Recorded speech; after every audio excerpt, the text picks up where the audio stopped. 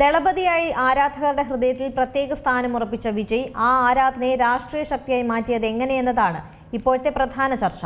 കരുത്തുറ്റ ആ ഫാൻസ് അസോസിയേഷനും ആരാധകരും എങ്ങനെയാണ് വോട്ടർമാരായും സ്ഥാനാർത്ഥികളായും വിജയിയെ ജയിപ്പിച്ചത് എന്നതും ചൂടേറിയ ചർച്ചയാണ്.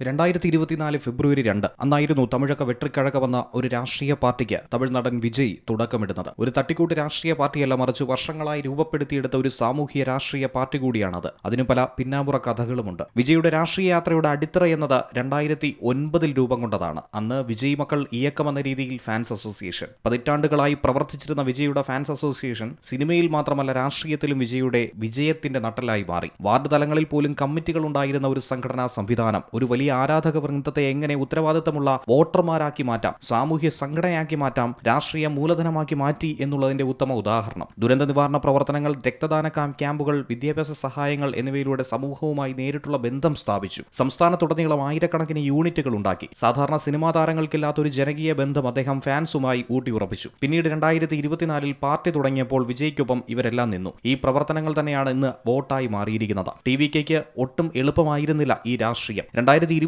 41 പേരുടെ മരണത്തിനിടയാക്കിയ കരൂർ ദുരന്തത്തെ തുടർന്ന് വിജയും TVKയും വലിയ വിമർശനങ്ങൾ നേരിട്ടു. അവിടെയും അവസാനിച്ചില്ല. കുടുംബ ബന്ധത്തിന്റെ തകർച്ചയും നടിയുമായിട്ടുള്ള ബന്ധവും തുടങ്ങി നിരവധി റൂമറുകൾ, വിജയ് നേരിട്ട ആരോപണങ്ങൾ ഏറെ അനവധിയാണ്. ഒടുവിൽ തിരഞ്ഞെടുപ്പ് ഗോതയിലേക്ക് മത്സരിക്കാൻ പോകുന്ന സ്ഥാനാർത്ഥികളെ പോലും കിട്ടാതെ വിജയ് പാടുപെടുന്ന കാഴ്ച.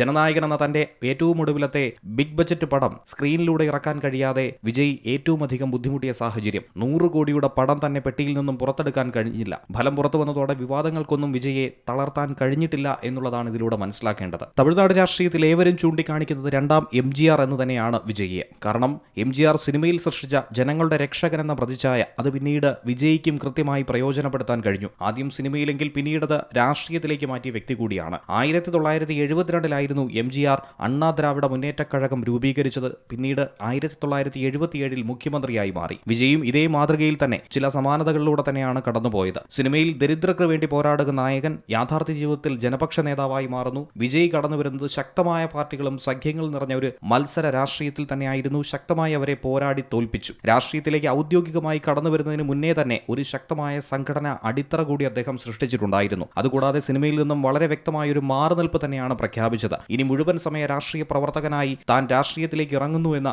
വോട്ടർമാർക്ക് ഉറപ്പ് നൽകി. ആ വിശ്വാസ്യത കൂടി തന്നെയാണ് അദ്ദേഹത്തെ വ്യത്യസ്തനാക്കിയതും അദ്ദേഹത്തിന്റെ വിജയത്തിലേക്ക് നയിച്ചതും. National desk, Zee Malayalam news.